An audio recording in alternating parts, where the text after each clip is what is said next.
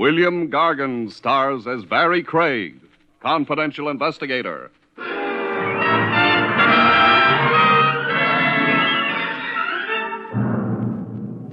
I knew a murderer once who was planning to get married. So he killed a man for money enough to furnish a house. It didn't work out, though. All he got was the chair.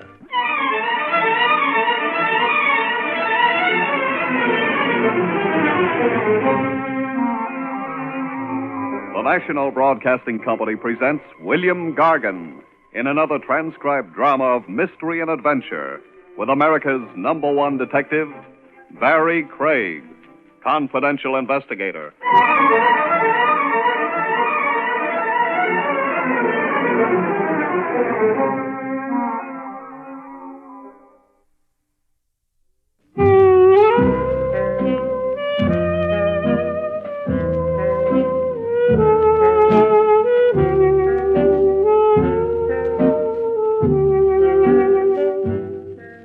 Barrie Craig speaking. It gets dark early these days. It's always cold, and a confidential investigator's business dies a slow death. Maybe it's because the weather discourages romance. Wives stay home knitting. Husbands decide the blonde wasn't born who's worth a trip through the icy city.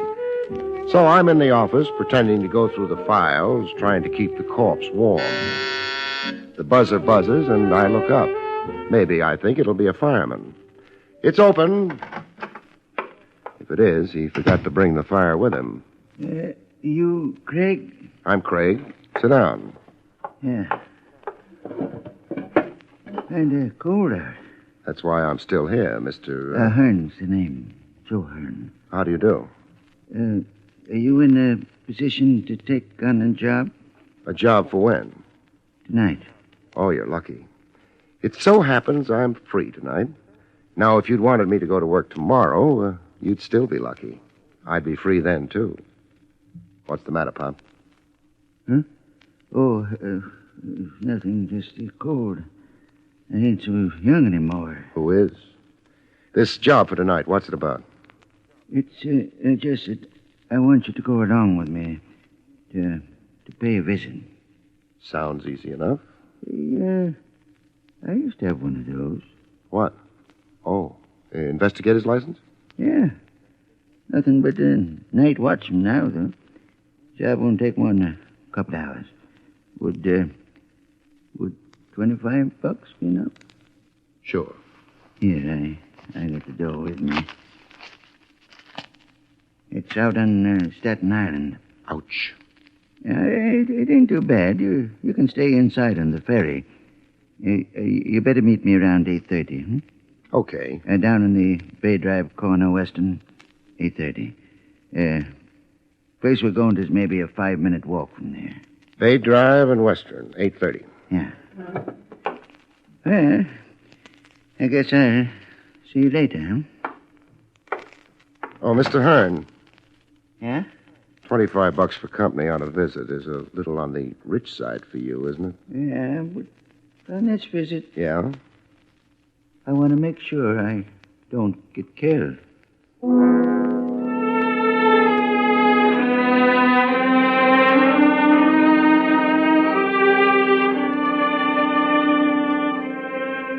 Mr. Hearn didn't pause to explain.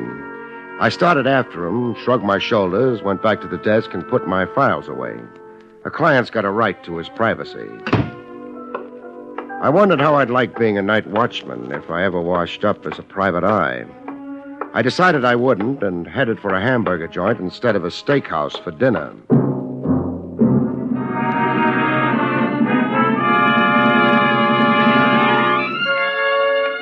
The ferry had been fine, but Bay Drive turned out to be right on the bay. I didn't care for the result. I was maybe 3/4 of a block away from the intersection of Bay Drive and Western when the car passed me. The street didn't run to many lampposts, and the pedestrians were all home. I didn't think the car's driving without lights was accidental. I began to run. I could see Joe Hearn shuffling his feet, trying to keep warm on the corner. The car moved in fast, and... Then it went away. No license plates.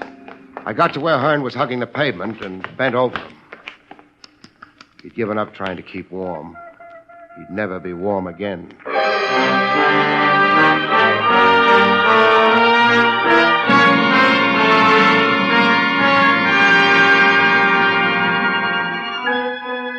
Bay Drive ran parallel to the water.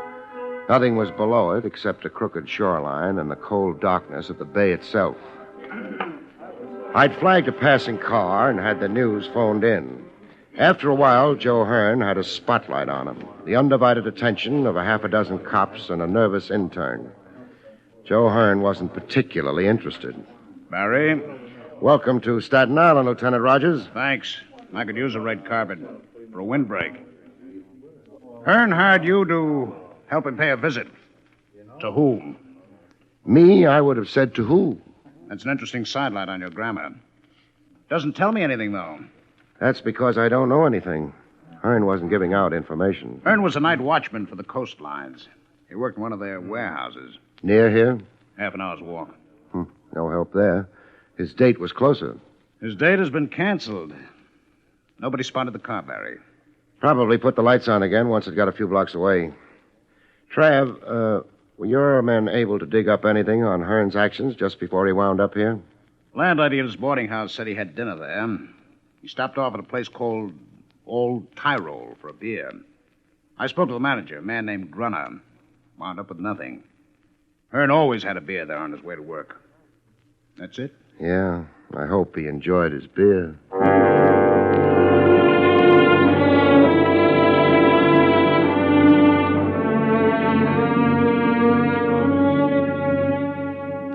They finished with the chalk marks and the flashbulbs. Hearn wasn't a heavy man. They had no trouble rolling him onto a stretcher and taking him away. The last I saw of him was a pair of tired shoes. The right one had a hole in it.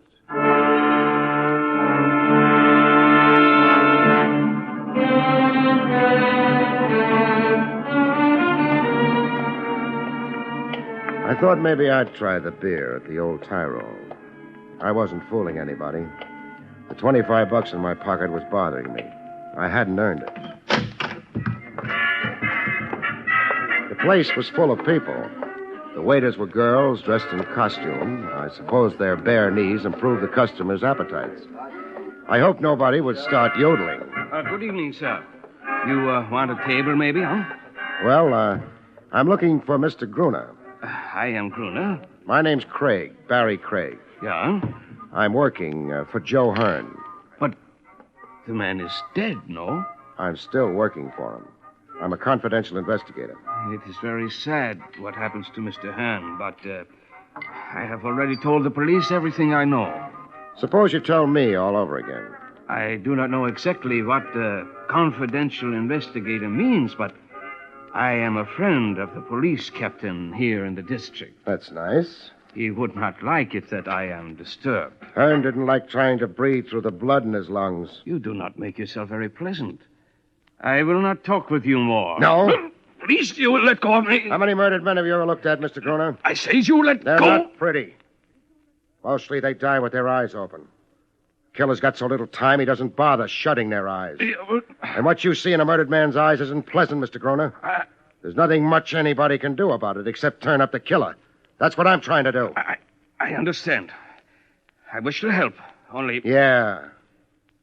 You own this building? Yeah. Coming, I noticed it had 2 stories. What's upstairs? More restaurant? No. It is storerooms and things like that. Things like that. Mind if I take a look? Why do you wish that? Maybe I'm thinking of retiring and opening a restaurant with storerooms upstairs. It is closed upstairs. I cannot permit you... Never mind. Yeah. No, if you excuse, I go to work. But perhaps you will be a guest of the management, huh? The Wiener Schnitzel here is very good. So's the beer, I understand. No, thanks. For some reason, I can't think of what it is exactly. I haven't got an appetite. Good night, Mr. Gruner.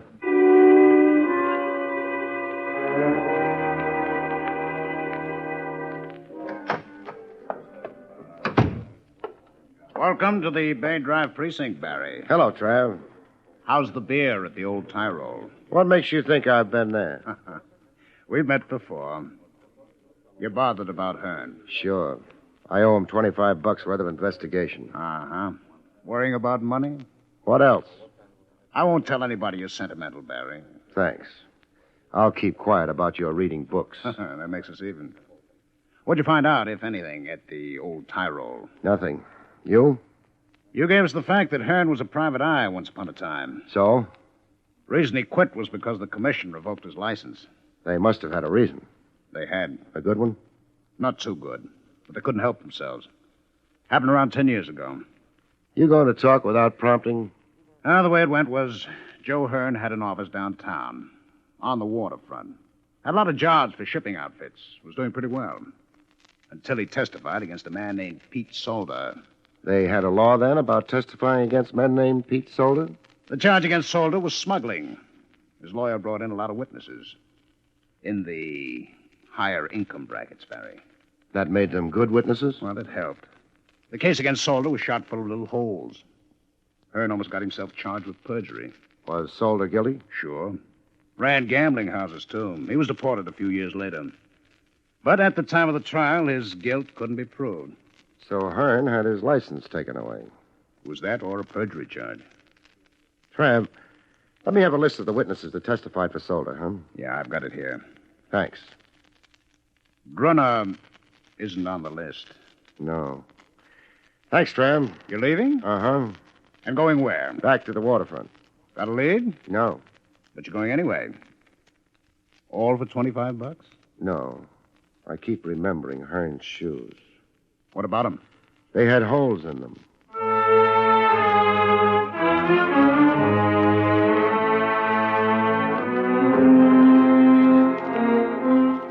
I went back to the corner of Bay Drive and Western. The cops were gone. Hearn was gone. The only thing left was a blood stain on the pavement. Not much to show for a lifetime. I remembered what Hearn had told me. His visit was to a place 5 minutes from Bay and Western. It wouldn't have been back along the way I'd come. It couldn't be down Western to the water. It might have been up Western going inland. It might have been along Bay Drive where it hugged the shore. I'd invest 5 minutes along the shore. Hearn's life had been played near water, and it ended there. 5 minutes was a small investment. But Bay Drive died on me. In 5 minutes, a high brick wall stared at me. I backed up away from it, and there was a house rising above the wall, set deep behind it. Maybe it was the wind that lifted the small hairs out of the back of my neck. I found a gate in the wall. There were lights in the house. Who's that? Open the gate. Sure, I'll open. Now what? I'm paying a visit to the house. What time do you think it is? 2:30 in the morning. It's no time for visiting. Everybody's asleep. The lights are on. They're nervous up at the house. They sleep with the lights on. Now, No. listen, I don't want to get rough. I'm visiting. Oh, you're on your way out. Now. Hey, you nearly broke my arm. Keep your hands out of your pockets. I'm not interested in your gun. I wasn't. You mean you're not? The house, huh? Okay. I don't know what you think you're doing. Paying a visit. You announce me as Craig. Craig, Yeah, Barrie Craig. hey, you're a private eye. Confidential investigator sounds more expensive. What are you so kind of edgy tonight? Maybe I'm always edgy. Dodging in on Mrs. Warren like this won't do you any good, though. I'm not looking for any good. What's your name? Dolan. Got a license for that gun you're carrying? What's the matter? You got a license complex or something? Forget it. That gun been used recently? You keep popping on my gun. Lay off. They've been off the grounds all night. I didn't ask you. Mrs. Warren run to a butler? He goes to bed early. All right. Get back to the gatehouse. Oh, wait a I minute. said get back. You like to throw your weight around, don't you? I've got plenty of it. Yeah. Only one thing. There's just so much I'll take, and then... And then? Nothing. Dolan, what? I'm not Dolan. So I see. The name's Barrie Craig. Mind if I come in? That might depend on just who Barrie Craig is. Well, he's a confidential investigator. He's got an office in the city, a license under glass, and, And? a necessity for visiting. Does it happen often? No, Well, I suppose there's no harm in indulging you, Mr. Craig. that's up to you.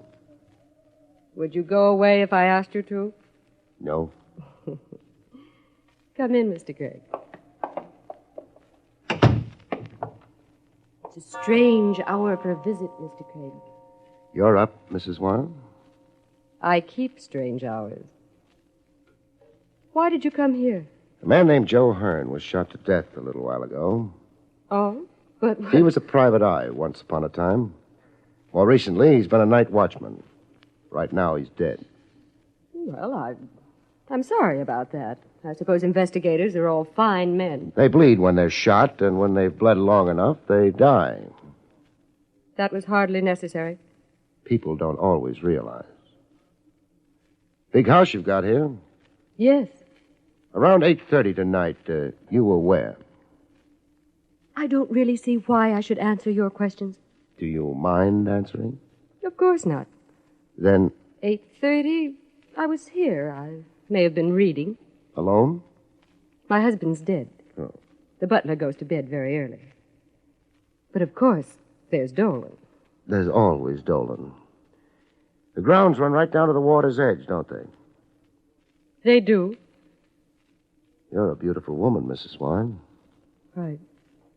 Thank you. Beautiful and rich. Why did you let me walk through your front door? Meaning that I didn't have to? I'd put it that way. But perhaps I wanted to. Was it my hand-tailored suit or my polished manners? Your polished manners. Or perhaps the hat you're wearing. It's still on your head.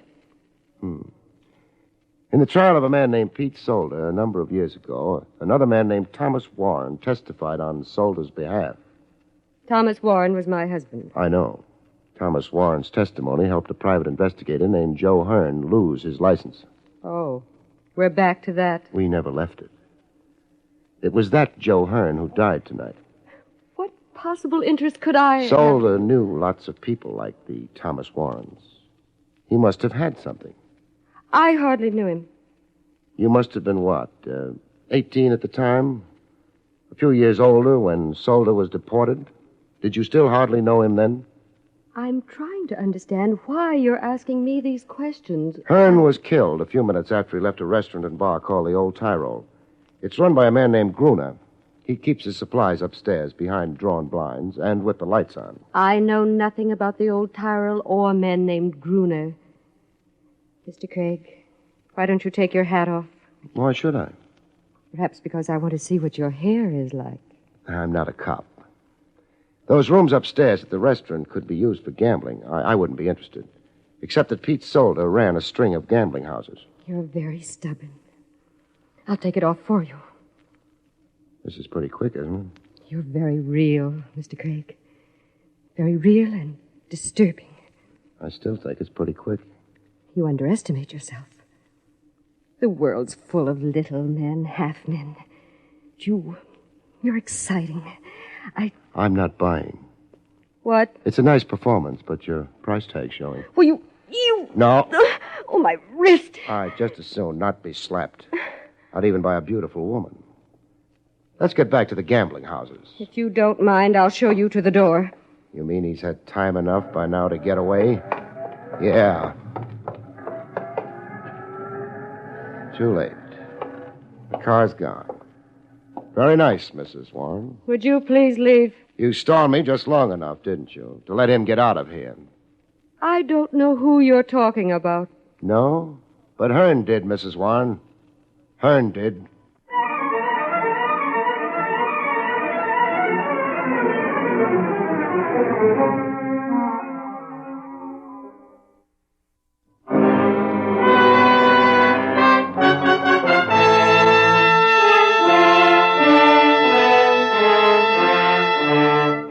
I left. Dolan didn't try to stop me. I hadn't expected him to. Out in the bay, the boats lay at anchor, rocking with the tide. The Old Tyrol was still open for business. I gave it mine. Out in the restaurant, a handful of people made tired passes at food. The bar was doing better. The bartender had a very high-class assistant. Hey. Yes, sir. What will it... Mr. Craig. Hello, Mr. Groner. You are back again. Huh? Yeah. Surprised? What is it you want now? Let's not disturb the bartender. Let's go where we can talk. I do not wish to go... Sure you do. Only you don't realize it yet. I still say... Groner, you know where I've been? It is not my business. I've been visiting Mrs. Warren. It means nothing to me. Who is Mrs. Warren? A lady with a lawn sloping right down to the shore of the bay. So? Yeah. We, go to my office. Fine. He's upstairs. No objection. Right up among the storerooms, huh? Store? Oh. Yeah. You didn't hit those yeahs hard enough. What you really mean is that you're closed up for the night. Upstairs. You say things which I do not understand. Never mind. My, office is here.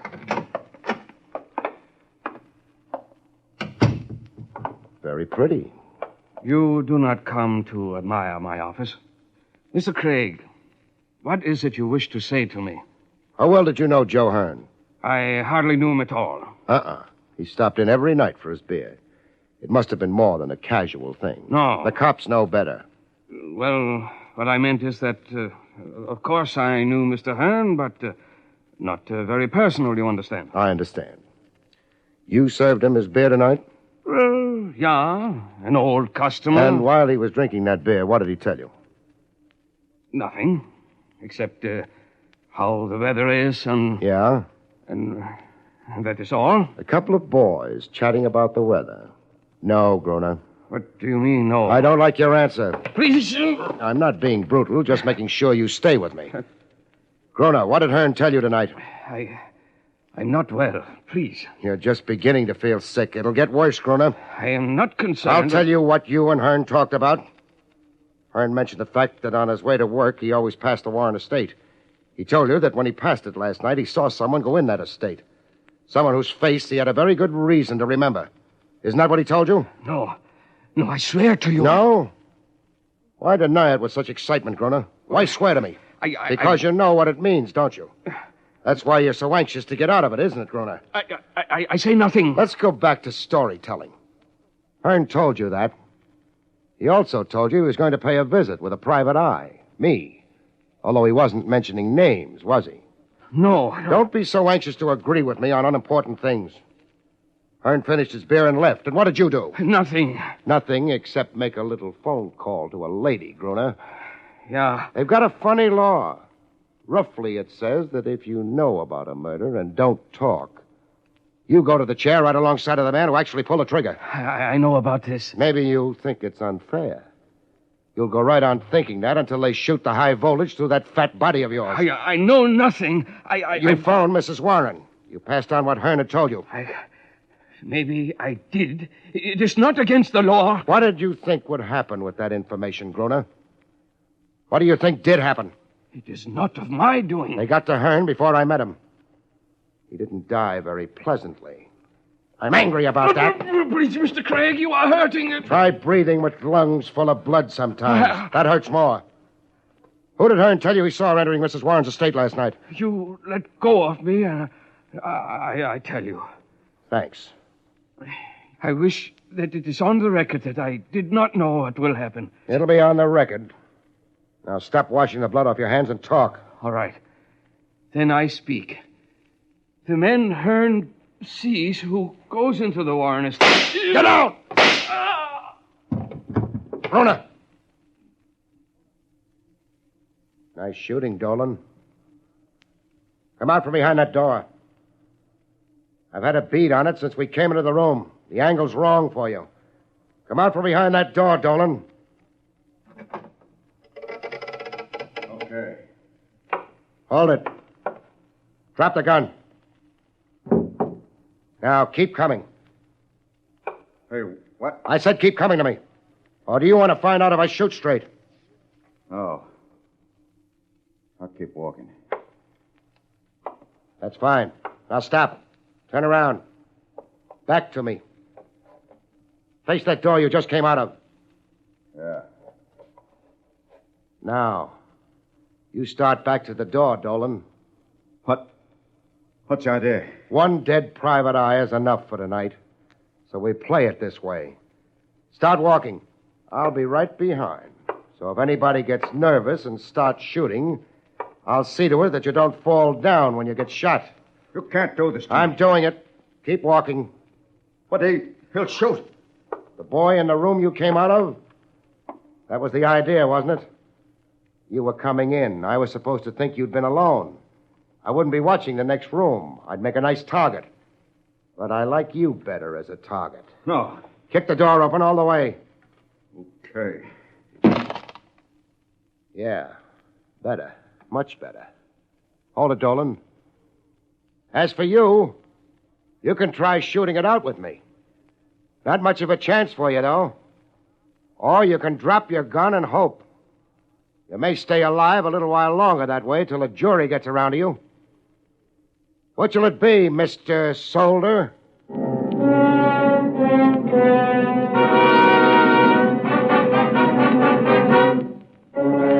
Mr. Solder, Mr. Pete Solder, dropped his gun and surrendered to the authorities.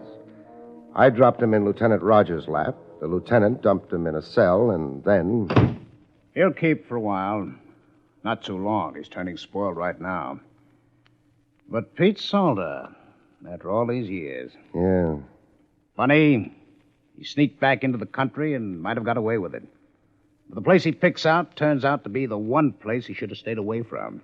He had no way of knowing Joe Hearn's route to his job took him past Mrs. Warren's estate. No. So Hearn saw him and what? I'm not sure.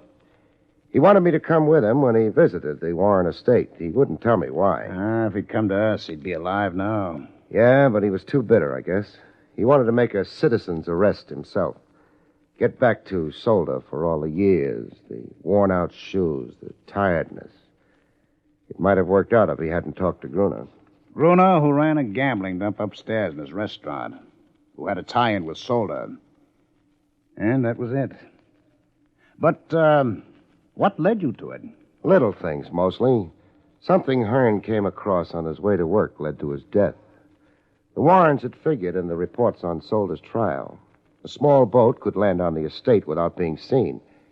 And Dolan said something about this being a night where a private eye would be edgy. But he had no way of knowing about Hearn unless he'd had a hand in his death. Well, it's all washed up. What are you doing the rest of the night, Barrie? Go home and... No. I earned my $25. I'm going out and spend it. On what? A steak.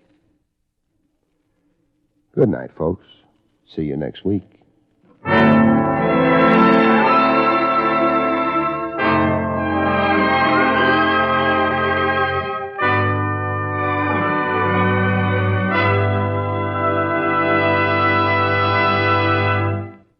You have been listening to William Gargan in another exciting transcribed mystery drama from the adventures of Barrie Craig, confidential investigator.